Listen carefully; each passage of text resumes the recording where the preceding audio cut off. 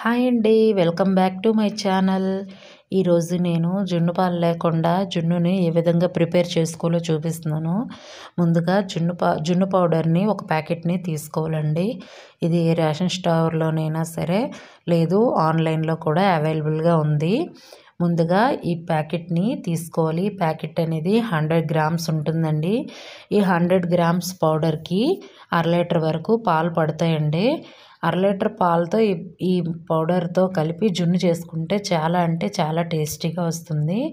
దీనికోసం ముందుగా పచ్చి పాలను అనేది తీసుకోవాలండి. 1/2 లీటర్ పాలని తీసుకోవాలి. తర్వాత బెల్లాన్ని తీసుకోవాలి. నేను బెల్లంతో చేస్తున్నాను కాబట్టి బెల్లం యూస్ చేశాను. చీనీతో చేయాలి అని అనుకుంటే చీనీ యూస్ చేయండి. తర్వాత ఒక 2 లేదా 3 యాలకులను తీసుకోవాలి. 2 లేదా 3 మిరియాలను కూడా తీసుకోవాలండి. నచ్చిన వాళ్ళు మిరియాలని గుండె చేసి వేసుకోవచ్చు పౌడరు. ఒక బౌల్ని తీసుకొని దానిలోని 1/2 లీటర్ వరకు మిల్క్ యాడ్ చేసుకోవాలి. మిల్క్ యాడ్ చేసుకున్న తర్వాత మనకి స్వీట్కి తగ్గట్టు బెల్లాన్ని వేసుకోవాలండి. బెల్లం వేసుకున్న తర్వాత మెత్తగా మంచిగా ఆ బెల్లం కరిగిపోయిన వరకు కూడా మంచిగా మిక్స్ చేస్తూ ఉండాలి. మిక్స్ చేసిన తర్వాత బెల్లం కరిగిపోయిన తర్వాత కొద్దిగా స్టెయినర్ సహాయంతో వడపోసుకోవాలండి. వడపోసుకుంటే దానిలో ఉన్న నలకలు అనేవి ఏమైనా ఇసుక లాంటివి ఉన్నా సరే బయటకు వచ్చేస్తుంది. తర్వాత బెల్లం కరిగిపోయాక ఆ పౌడర్ని అనేది యాడ్ చేసుకోవాలి. ఆ పౌడర్ అనేది సేమ్ మిల్క్ పౌడర్ టైప్లోనే ఉంటుంది. ఆ మిల్క్ పౌడర్ ఆ పౌడర్ని యాడ్ చేసుకున్న తర్వాత మంచిగా మెత్తగా ఉండలు లేకుండా మంచిగా కలుపుకోవాలండి. కలుపుకున్న తర్వాత ఉండలుంటే అది పఫీగా రాదు. మధ్యలో మనకి మంచిగా ఉడకకుండా మంచిగా తయారవ్వదు. దానివల్ల మనం మంచిగా ఉండలు లేకుండా మిక్స్ చేసుకోవాలి. మిక్స్ చేసుకున్న తర్వాత ఫ్లేవర్ కోసం 2 లేదా 3 యాలకులని చిల్లపల్ల దంచి కొద్దిగా వేసుకోవాలి. వేసుకుంటే బాగుంటుంది. వాళ్ళ ఫ్లేవర్ నచ్చిన వాళ్ళకి స్కిప్ చేసేయచ్చు. 2 లేదా 3 యాలకులను వేసి బాగా కలుపుకున్న తర్వాత ఒక పక్కన పెట్టేసుకోవాలి. పక్కన పెట్టేసుకున్న తర్వాత కొంతమంది కడాయిలోనైనా చేస్తారు, లేదు తపెల్లలో కూడా చేస్తారు, లేదు ఇడ్లీ కుక్కర్లో కూడా నార్మల్ కుక్కర్లో కూడా చేస్తుంటారు. నేను ఇడ్లీ పాత్రలో చేశానండి. ఇడ్లీ పాత్రలోని ఫస్ట్గా ఇడ్లీ పాత్రలో వాటర్ వేసుకోవాలి.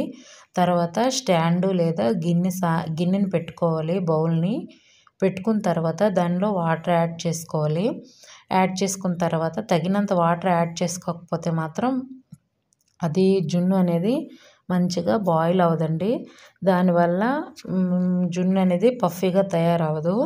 దానిలో తగినన్ని వాటర్ పోసుకున్న తర్వాత మనము ఇందాక కలుపుకున్న మిశ్రమాన్ని ఆ గిన్నెతోని దీంట్లో మంచిగా సరిపడేటట్టుగా సెట్ చేసుకోవాలి. సెట్ చేసుకున్న తర్వాత దానిపై ఆ వాటర్ అనేది ఈ గిన్నెలో పడకుండా చూసుకోవాలి. దానికోసము ఒక గిన్నెని పైన ప్లేట్ని పెట్టుకోవాలి. పెట్టుకున్న తర్వాత ఆ పైన ఆ లోపల ఉన్న ఆవిరి మొత్తం ఈ జున్నులో పడితే మంచిగా ఉడకదండి. దానివల్ల ఆ ప్లేట్ని మూత పెట్టుకొని ఇడ్లీ కుక్కర్ యొక్క మూతని అమర్చుకోవాలి. అమర్చుకున్న తర్వాత ఒక 20 మినిట్స్ ఇలా మీడియం ఫ్లేమ్లో బాయిల్ చేసుకోవాలి. బాయిల్ చేసుకున్న తర్వాత మధ్యలో ఒకసారి చెక్ చేసుకోవాలి బాయిల్ అయిందా లేదా, సరిగ్గా ఉందా లేదని.